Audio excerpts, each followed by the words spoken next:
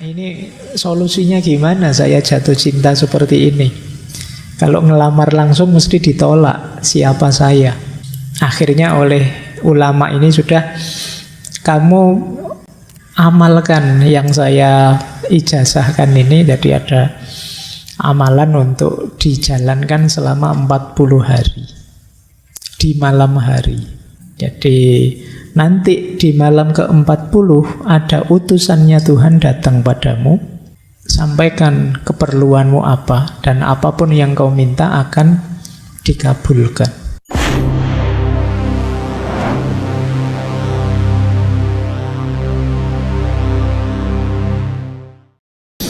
Assalamualaikum warahmatullahi wabarakatuh. Yuk kita mulai ya malam hari ini. Tokoh terakhir kita yang membahas cinta spiritual. Harusnya teman-teman pernah mendengar nama beliau, Syekh atau Khoja atau Khwaja Hafidz Ash-Shirazi. Ini sufi penyair besar yang sangat terkenal, sangat masyhur. Bahkan dari aspek syair-syairnya itu beliau tidak kalah populer dibandingkan Maulana Jalaluddin Rumi. Banyak tokoh-tokoh filsafat yang ngefans sama beliau. Ada cerita bahkan sahabatnya Karl Marx, Engels, itu pernah nulis surat pada Karl Marx, kamu harus menguasai syair-syairnya Hafidz kalau ingin pikiran-pikiranmu diterima orang banyak. Bahkan filosof sekelas Nietzsche itu menulis puisi khusus tentang Syekh Hafidz ini. Bahkan pujangga sekelas Goethe itu idolanya ya Syekh Hafidz ini. Tuh para filosof. Kok saya tidak pernah kenal Pak? Ya mungkin kamu belum filosof. Buktinya banyak filosof yang ngefans sama beliau ini, Syekh Hafidz.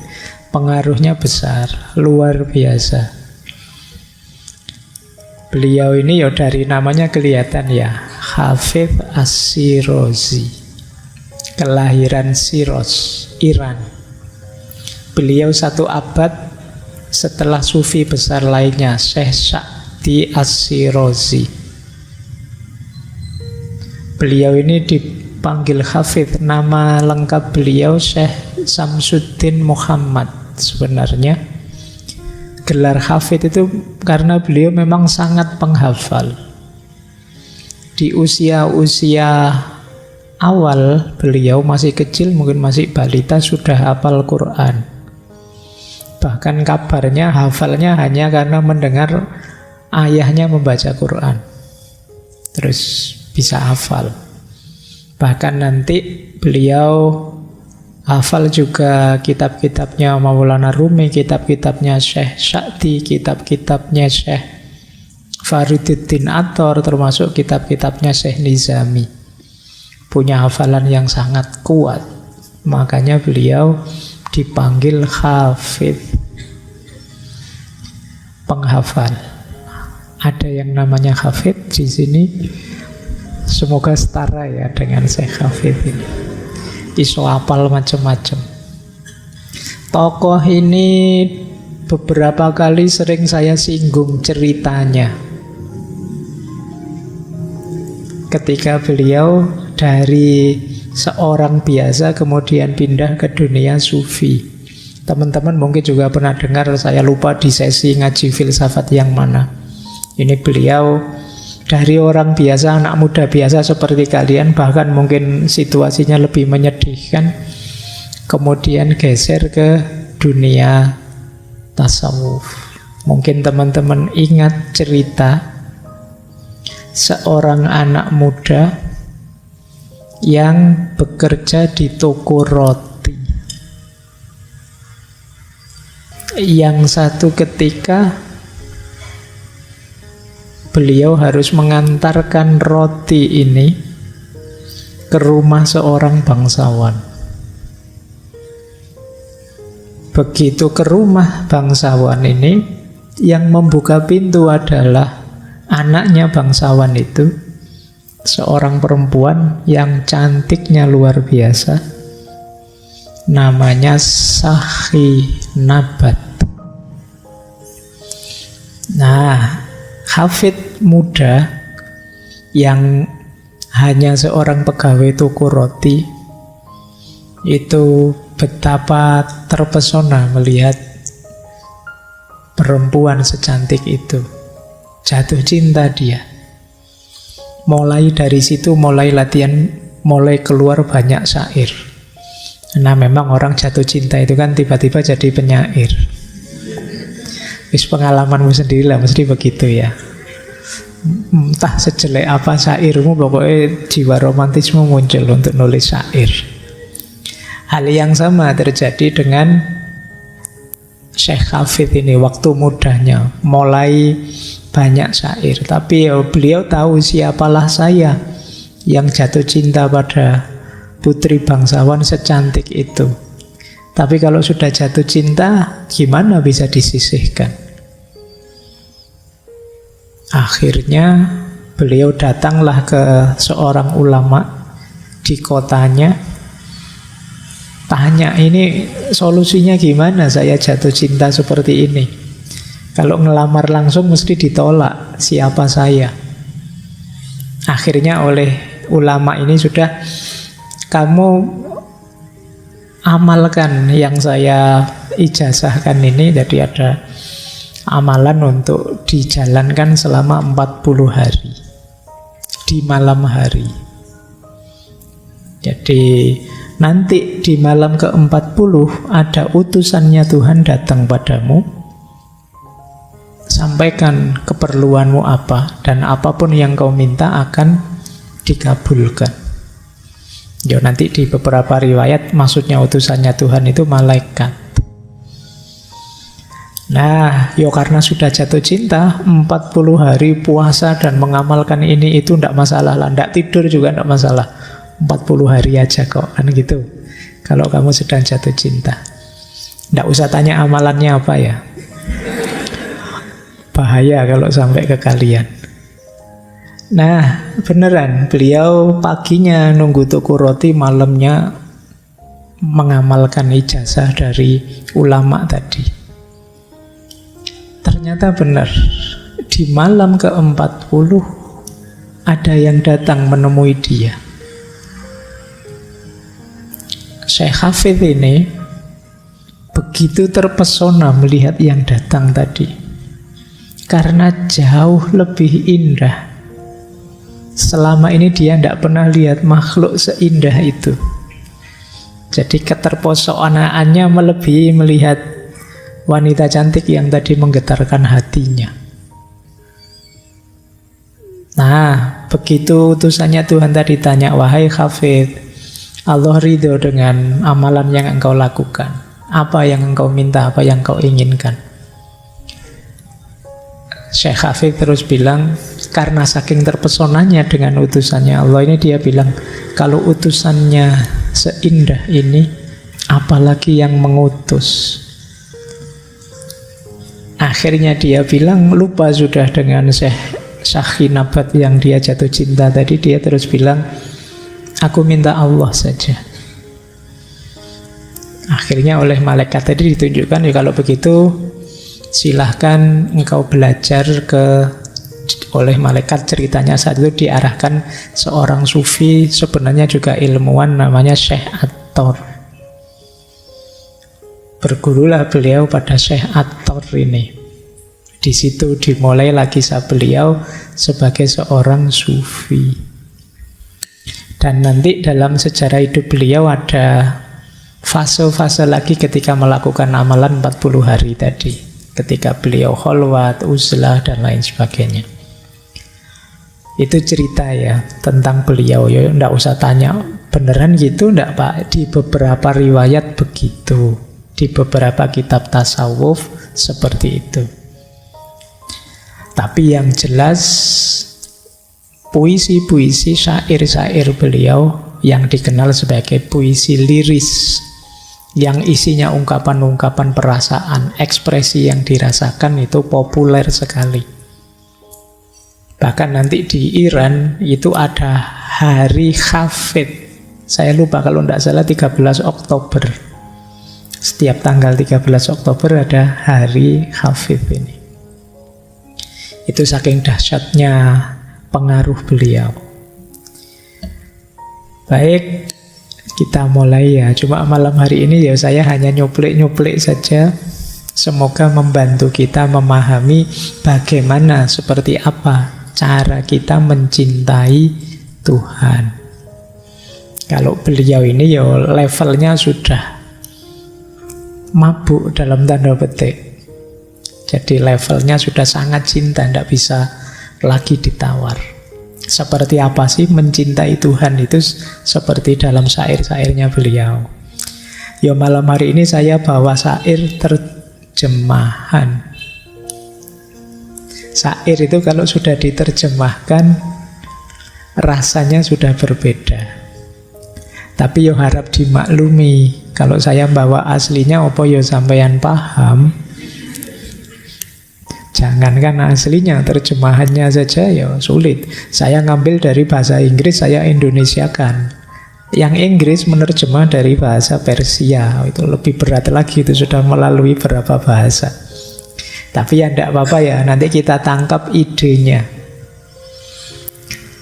Baik, bismillah, kita mulai ya, belajar mencintai Allah. Masa kita hidup cuma sekali. Ada Sang Maha Kasih, Sang Maha Cinta. Kita tidak nyampe ke level itu eman-eman. Kita akan capek kalau hidup harus kenceng terus, ngamuk-ngamuk terus, stres tiap hari, urip sepisan. Yuk kita hidupkan dengan cinta. Malam hari ini belajar dari Syekh Hafid. Bismillah ya, kita mulai.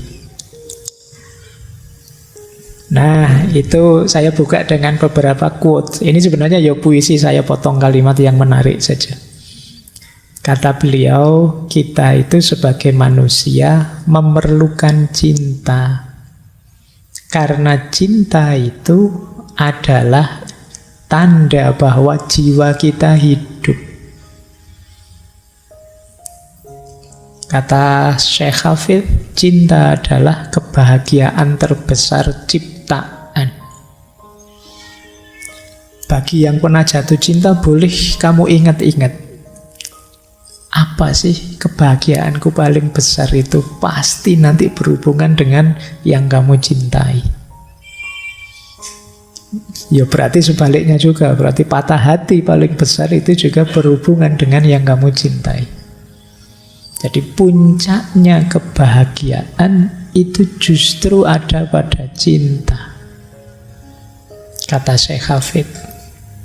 Kita kemarin belajar banyak tentang filsafat kebahagiaan. Ada macam-macam bilang. Ada yang bilang bahagia itu puas, ada yang bilang bahagia itu senang, ada yang bilang bahagia itu baik, ada yang bilang bahagia itu bermakna. Tapi kata Syekh Hafid, bahagia itu cinta. Karena saat kita beneran jatuh cinta dan mencintai, puas pasti datang, senang pasti datang. Jadi orang baik kita pasti. Dan pasti kita berorientasi, berkorban, berguna pada yang kita cintai, hidup yang bermakna. Maka kalau ingin bahagia, mencintailah. Nah, itu rumusnya itu ya.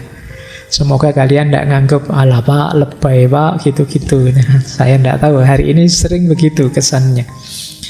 Tapi ya tidak apa-apa, harus diingatkan terus. Karena rasanya sudah cukup ya, sepanjang sejarah manusia isinya kebencian demi kebencian. Sekarang ganti, yuk kita isi dengan lebih banyak cinta. Pandangan kita ke kiri kanan harus ainur ridho, ainur rohmah, bukan ainul karohah. Pandangan yang saling ridho, saling menyayangi, bukan pandangan yang saling membenci. Meskipun belum lama kita bersaing lewat pemilu, semoga itu hanya acting saja. karena pas ada kepentingan. Sekarang yuk kita kembali lagi, saling menyayangi, saling mencintai. Saya lanjutkan. Kata Syekh Hafid, aku tidak butuh gula, aku tidak butuh tepung, tidak butuh beras atau apapun. Aku hanya ingin melihat orang yang kusayangi. Oke ya, kalau kalian nanti ada yang dapat BLT, ayo kamu boleh jawab ini ya, nanti nggak dikasih besok kamu. Aku tidak butuh gula, tidak butuh tepung, tidak butuh beras. Aku hanya ingin melihat orang yang kusayangi. Oke, baik. Ini cuma ilustrasi. Langit tempat kita tinggal bukanlah tempat untuk kehilangan sayapmu. Kenapa? Kalau kita kehilangan sayap, kita tidak bisa terbang. Terbang itu berarti kita menjalankan kebaikan-kebaikan untuk mentransendensi hidup kita. Mentransenden itu menspiritualkan hidup kita tambah dekat pada Allah. Kalau kita tidak punya sayap, ya kita tidak bisa terbang. Sayapnya apa? Cinta. Kadang-kadang hal yang harusnya mentransendensi kita itu malah tidak mentransendensi. Kita beribadah pada Allah, mendekat pada Allah, pamrih-pamrih bumi semua, pamrih-pamrih duniawi semua. Akhirnya kita tidak naik sama sekali. Kita tidak dekat sama sekali dengan Allah. Allah hanya jadi ATM kita. Kalau kita butuh, minta. Selain itu tidak dipedulikan. Maka kita tidak naik kelas, kita tidak transenden. Kata Syekh Hafid, jalannya apa? Cinta. Cinta dan cinta. Berarti kita memang harus punya kompetensi di sini. Kalau tidak, kita tidak bisa terbang. Ini mungkin tidak kebetulan. Kalau teman-teman ingat pikirannya Plato, yang menggambarkan manusia itu punya 4 unsur, yaitu perut ke bawah, dada, kemudian kepala. Kepala melambangkan akal, dada melambangkan ambisi, perut ke bawah melambangkan kebutuhan-kebutuhan dasar. Ada satu lagi yang membuat kita terbang, sayap atau eros atau cinta. Nah, nanti boleh cek lagi, dulu kita membahas filsafat kebahagiaannya Plato, atau ada di buku yang kemarin terbit itu penjelasan tentang eros cinta yang simbolnya adalah sayap, membuat kita bisa terbang. Nah, itu ternyata nyambung juga dengan alegori isyarat dari Syekh Hafid. Baik, ini pembukaan pada cinta ya. Nah, syair-syairnya Syekh Hafid kalau tentang cinta, cirinya itu ya, nanti kalau ada yang ingin meneliti, ini kan sebagian besar mahasiswa, pandangan beliau tentang cinta yang pertama jenisnya sufistik, itu pasti ya. Fokusnya sebenarnya puncaknya ada pada cinta ilahiyah, cinta pada Allah. Meskipun kadang seolah-olah itu puisi untuk pacar kita, untuk orang yang kita sayangi di dunia, tapi sebenarnya itu alegori, simbol saja untuk cinta ilahiyah. Yang kedua, humanistik. Humanistik itu berarti cinta yang manusiawi. Cinta itu bagian dari fitrahnya manusia. Justru kalau kita ingin menjadi diri kita sendiri, menjadi manusia, kita harus mencintai. Bukan sebagai binatang, bukan sebagai setan, ya cirinya kita mencintai. Tidak sekedar berpikir. Berpikir bisa licik, bisa trik. Tapi mencintai itu khas manusia. Yang ketiga, Syekh Hafid, ya tentu saja karena menggunakan syair, sering menggunakan simbol-simbol, simbolik. Ada simbol kedai, ada simbol anggur, ada simbol mabuk, ada simbol ya nanti di syair itu kalau ada anggur ada mabuk, jangan ditafsirkan wah ternyata Syekh Hafid seneng minum ciu, seneng minum. Ndak itu ya beliau mabuk itu mabuk cinta. Jadi cinta kepada Allah. Arahnya ke sana, jangan dimaknai letterlek.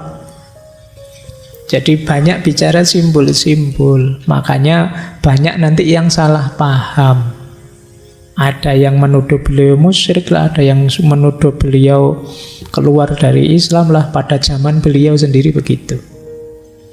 Jadi karena memang sulit. Bahasa syair itu kan tidak bisa dimaknai letterlek. Kalau temanmu bilang saya sangat jatuh cinta, kalau tidak percaya belahlah dadaku. Ya jangan dibelah beneran. Itu kan hanya alegori, itu hanya umpama. Ini beneran lu aku cinta padamu, kan itu. Tapi sering orang terus salah paham, salah memahami maknanya. Termasuk simbol kemabukan. Mabuk itu maksudnya mabuk cinta. Kenapa sih kok istilahnya mabuk? Karena kalau orang sudah jatuh cinta itu saking ekstasenya, saking senengnya, kadang-kadang kalau ngomong ngelantur, kadang-kadang sulit dipahami, jingkrak-jingkrak ndak karuan. Itu kan saking ekstasenya, saking senengnya. Itu disebut kayak orang mabuk. Kalau dalam dunia tasawuf dulu kan kita kenal istilah satohat. Satohat itu ketika seorang sufi di puncak ekstasenya, di puncak kegembiraannya, merasa dekat dengan Allah, itu kadang-kadang muncul kalimat-kalimat, kata-kata yang tidak terkontrol. Nah itu terus yang salah paham, terus berpedoman pada letterleknya. Sama kayak belahlah dadaku tadi dianggap belah dada beneran. Gunung ku daki, laut ku seberangi, itu dianggap terus naik apa? Kamu punya uang ndak? Ya ndak begitu. Maksudnya siap, sungguh-sungguh. Nah, di syair-syair yang lain juga beliau banyak membahas tentang tantangan dan pengorbanan orang mencintai. Cinta itu pasti banyak tantangannya dan banyak yang harus dikorbankan. Yang sudah mencintai pasti ngerti ini.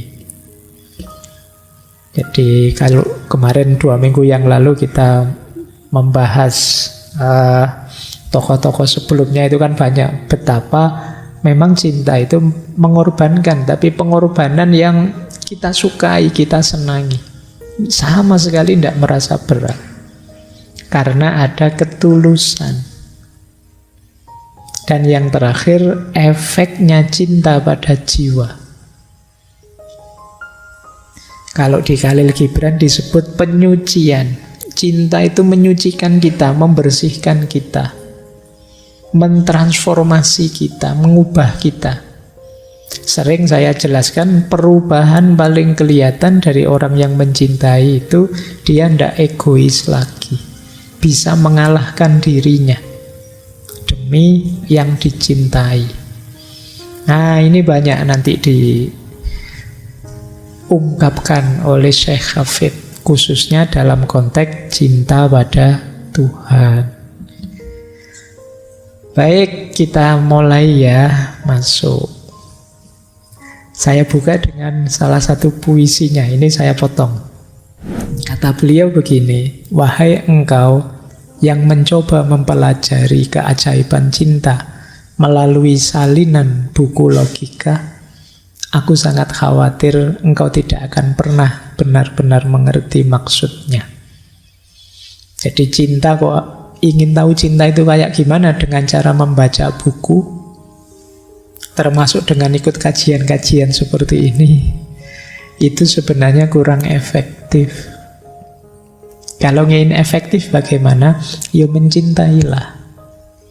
Nanti kamu akan paham. Jatuh cintalah, nanti kamu akan tahu begini toh rasanya.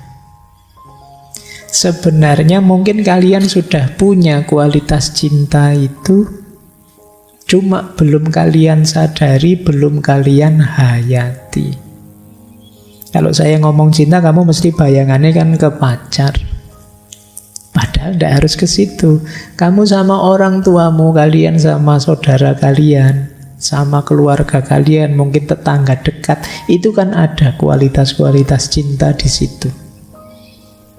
Kadang demi orang tua, kamu rela ini, rela itu, kan gitu. Berat juga ndak apa-apa. Saya jelek ndak apa-apa, Pak. Kayak tak contohkan no, mahasiswa nyontek itu kan. Wah, saya nyontek ini biar orang tua saya bahagia, Pak. Loh, kamu dosa loh. Biarlah saya berdosa, nama baik saya jatuh, ndak apa-apa asal orang tua bahagia. Itu alasanmu saja ya. Tapi ya gambarannya orang mencintai itu begitu. Kalian sudah ada banyak contoh. Tadi saya bilang jatuh cinta lah, kamu mesti bayanganmu jatuh cinta ke lawan jenis. Banyak hal bisa. Tidak harus ke lawan jenis. Nanti diajari oleh Syekh Hafid gimana caranya mencintai apapun. Saya lanjutkan. Nah, cuma sebelum itu, sebelum kita mulai mencintai, menurut saya beliau ngajak kita, ayo direm dulu ya. Kita agak terlalu edan-edanan selama ini sebelumnya. Ngurusi dunia. Sampai lupa kita mencintai. Kata beliau, kamu tidak perlu bertingkah gila lagi. Kami semua sudah tahu kamu pandai dalam hal itu. Jadi sudahlah, hidupmu tidak usah edan-edanan lagi. Saya tahu kok kamu memang edan. Ya, sederhananya kan begitu. Sekarang berhentilah sayang dari semua kerja keras yang engkau lakukan, yang membawa rasa sakit pada mata dan hati manismu. Lihatlah ke cermin gunung yang jernih, lihatlah para prajurit kuno yang cantik, dan lihatlah unsur ketuhanan yang engkau selalu bawa dalam dirimu. Semuanya mengisi alam semesta ini dengan kehidupan suci. Sudah lama sekali. Jadi kita ini terlalu banyak distraksi, sibuk dengan macam-macam kelakuan-kelakuan edan kita sehari-hari. Akhirnya kita menjauh dari hal-hal yang suci. Seolah-olah hidup itu hanya tentang kalah menang, hanya tentang enak tidak enak, hanya tentang harta, hanya tentang kepemilikan, jabatan, dan lain sebagainya. Kata beliau, yuk berhenti sebentar. Mari kita sadari sakralnya hidup ini, berharganya hidup ini. Sejak dulu begitu, tapi orang sering lupa. Hidup ini sangat berharga, yuk kita hargai. Jangan dibuang-buang waktu. Jangan dirusak-rusak dengan kotornya hati dan pikiran kita. Ayo berhenti sebentar. Itu ajakannya beliau begitu. Ayo kita menarik diri sebentar. Ayo latihan diam sebentar. Kata beliau, 1 hari diam dapat menjadi penziarahan dengan sendirinya. Berarti jadi kholwat, jadi upaya kita muhasabah, tafakkur. 1 hari diam dapat membantumu mendengarkan jiwa memainkan kecapi dan drumnya yang elok. Bukankah banyak percakapan sekedar mempertahankan diri atau berputar-putar? Ayo diam, kita cari waktu untuk diam, untuk mendengarkan suara hati kita, suara jiwa kita yang indah. Bahwa kita ini sangat berharga. Kata beliau, kupikir kita sampai ke sini untuk menyerah dalam diam, untuk meraih cahaya dan kebahagiaan, menari dalam perayaan kemenangan cinta. Inilah yang perlu kita upayakan. Bahagia, kemudian merayakan cinta. Jangan terdistraksi terus, jangan edan terus. Yuk, kita bahagiai hidup ini dengan cinta. Caranya gimana? Membentuk diri kita jadi pecinta. Membentuk diri kita dengan hati. Kata beliau begini, ini ada syairnya menarik. Suatu ketika seorang wanita muda menanyaiku, bagaimana rasanya menjadi laki-laki? Dan aku menjawab, kekasihku, aku ndak tahu. Lalu dia berkata, bukankah kamu laki-laki? Dan kali ini aku menjawab, kulihat jenis kelamin hanya sebagai hewan yang cantik, yang dibawa manusia berjalan-jalan dengan tali kekang di tangan, dan mungkin mengikuti perlombaan untuk memenangkan hadiah-hadiah yang mengherankan. Ini syair satu bait ini maksudnya, jenis kelamin tidak penting. Laki-laki dan perempuan itu tidak penting dibahas. Bagaimana laki-laki, bagaimana perempuan. Kata Syekh Hafid, kekasihku, pertanyaan yang lebih bagus bagi Hafid semestinya, bagaimana rasanya berbentuk hati? Bagaimana rasanya berbentuk hati itu, gimana rasanya menjadi seorang pecinta. Kalau kita jadi seorang pecinta, itu tidak laki-laki, tidak perempuan. Semuanya sama. Nah, kata Syekh Hafid, kalau kamu tanya gimana rasanya berbentuk hati, ya akan aku jawab, karena yang aku ketahui hanya cinta, dan kudapati hatiku tanpa batas dan ada di mana-mana. Jadi kalau aku terbentuk jadi seorang pecinta, aku ini luas sekaligus dalam. Ada di mana-mana. Karena segala sesuatu, apapun itu patut dicintai. Ini mirip konsep-konsep sebelumnya, baik di Osho maupun di Anthony de Mello. Jadi yang lebih penting itu mengubah kita jadi seorang pecinta. Bukan masalah siapa yang akan kita cintai. Selama ini kan kita sibuk, saya harus jatuh cinta pada siapa. Siapa sih yang enak mau saya taksir, yang sini ngelirik sana, yang sana ngelirik sini.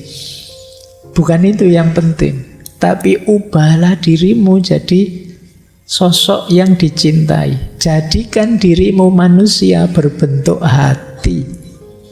Itu istilah dari beliau. Gimana rasanya jadi manusia berbentuk hati? Kamu ada di mana-mana. Kalau kamu berbentuk hati, ya kamu bisa menerima apapun yang ada di sekelilingmu. Makanya beliau kemudian punya syair yang menarik.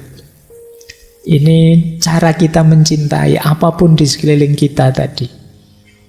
Kata beliau, jalan-jalanlah jika tidak terlalu gelap. Ini menarik ya, kata-kata jika tidak terlalu gelap itu berarti jika sekeliling diri kita tidak terlalu rusak, tidak terlalu kacau, tidak terlalu sibuk dengan dunia. Itu maksudnya jika tidak terlalu gelap. Kalau kamu ada waktu, kalau kamu bisa menarik diri sebentar dari keramaian dunia, jalan-jalanlah. Kalau bahasamu hari ini mungkin healing lah. Cuma jalan-jalan dari sosok yang berbentuk hati tadi ya. Caranya bagaimana? Hirup udara segar, cobalah tersenyum. Katakan sesuatu yang bijaksana pada orang asing yang memilih pemandangan damai. Jika dia lewat, selalu latihlah pemahaman kalbumu. Jadi, lihat segala sesuatu di sekelilingmu, apa dan siapa, kamu lihatlah, latihlah pemahaman kalbumu, jangan hanya pakai pikiranmu, pakai hatimu. Ambil nafas dalam-dalam dan tersenyumlah. Nah, coba ya, nanti besok pagi boleh lah, bangun pagi gitu ya, keluar, ambil nafas dalam-dalam, siapa saja lewat, tegaskan dalam hatimu, aku mencintaimu, mencintai kalian semua, mencintai apa saja. Itu latihannya begitu. Kata Syekh Hafid, engkau pun bisa melakukan sesuatu yang nyata sepanjang jalan ini. Rengkuhlah pasangan atau kekasihmu seperti pertama kali engkau bertemu dengannya. Kalau punya pasangan ya. Biarkan kelembutan mengalir dari kedua matamu seperti matahari menyiramkan cahaya hangat kepada bumi. Bermainlah dengan anak-anak. berkenalanlah dengan seorang teman, nyanyikan beberapa lagu kasar untuk hewan peliharaanmu, bahkan tumbuh-tumbuhan. Mengapa tidak engkau biarkan mereka mabuk dan liar? Apa saja sapalah. Kamu punya kucing, ya sapalah. Kamu punya ayam, sapalah. Kamu punya dengan penuh cinta. Kamu nanti gembira mesti. Coba saja. Oke ya. Jadi kalau ada anak-anak diajak bermain, ada anak bermain, kamu gabung, nanti kamu senang. Ada orang yang tidak kamu kenal, kamu kenalan, nanti kamu senang. Marilah bersulang di setiap anak tangga yang telah kita daki. Di atas tangga evolusi berbisiklah, aku mencintaimu, aku mencintaimu, ke seluruh penjuru dunia yang gila ini. Jangan berhenti membaca tentang Tuhan. Kita tidak akan pernah memahami Dia. Itu maksudnya apa? Semua yang di sekeliling kita itu kan tajallinya Tuhan. Dari apapun yang kita lihat di sekeliling kita, kita bisa merasakan hadirnya Tuhan. Mungkin keindahannya, mungkin kekuasaannya, mungkin keagungannya. Terus lakukan itu. Semakin kalian mencintai, semakin kalian akan merasakan hadirnya Tuhan. Lompatkan kakimu, ayunkan kepal tanganmu, ancam dan peringatkan seluruh semesta bahwa kalbumu tidak lagi hidup tanpa cinta. Nah, inilah profil seorang pecinta. Berjalanlah jika tidak terlalu gelap. Kalau terlalu gelap, Pak, terangilah dulu. Antara lain tadi, tarik diri sebentar, berhenti sebentar. Inilah caranya jadi jiwa yang mencintai. Kalau tidak begitu gimana? Kata beliau, tanpa cinta, aku tahu caramu bersikap. Aku tahu caramu bersikap ketika engkau belum cukup meneguk cinta. Wajahmu mengeras, otot-otot manismu mengejang. Anak-anak kecil waspada pada tatapan aneh yang muncul dari kedua matamu, yang bahkan mulai meresahkan cermin dan hidungmu. Tupai-tupai dan burung-burung merasakan kesedihanmu dan mengatur pertemuan penting di atas pucuk pohon yang tinggi. Mereka memutuskan melalui isyarat rahasia untuk melantunkan lagu, menolong pikiran dan jiwamu. Bahkan malaikat gemetar oleh kegilaan itu yang memancar ke dunia dan menghujankan batu-batu tajam dan tombak kepada yang tak berdosa dan keakuan manusia. Ini gambarannya orang yang di hatinya tidak ada cinta. Mengerikan. Tidak enak, kalian deket saja tidak nyaman. Itu diilustrasikan anak-anak sampai khawatir, ngeri. Orang marah itu kan kalian deket juga tidak enak kan. Orang kecewa, orang tidak puas, itu tidak enak, tidak nyaman. Jadi aku tahu, kalau engkau tidak ada cinta, aku tahu caramu bersikap, tidak jauh-jauh dari situ. Kata beliau, mungkin saja engkau menyobek setiap kalimat yang diucapkan setiap kawan dan guru, mencari anak-anak kalimat yang tersembunyi. Engkau mungkin saja menimbang-nimbang setiap kata dalam sebuah ukuran, seperti ikan yang mati. Mungkin saja engkau mengeluarkan penggaris untuk mengukur setiap sudut dalam kegelapanmu, dimensi-dimensi indah sebuah kalbu yang dulu pernah kamu percaya. Aku tahu caramu bersikap ketika engkau belum meneguk minuman dari tangan cinta. Orang yang tidak ada cinta itu tidak mudah percaya, mudah curiga. Ada apa-apa dia tidak percaya dulu. Saya harus ngerti dulu sampai detail. Tidak bisa menikmati hidupnya. Mengalami apa saja, gayanya dianalisis sampai mendalam, terus tidak bisa dinikmati. Disuguhi minum misalnya, Minuman ini terbuat dari, itu dipikir sampai dalam detail. Ada orang ngomong, di balik kata-katamu mesti ada kepentingan. Di balik kepentinganmu mesti ini, terus kamu jadi tidak nikmat. Jadi itu orang yang di hatinya tidak ada rasa cinta. Kata Syekh Hafid. Itu loh makanya yuk kita menciptakan diri kita berbentuk cinta.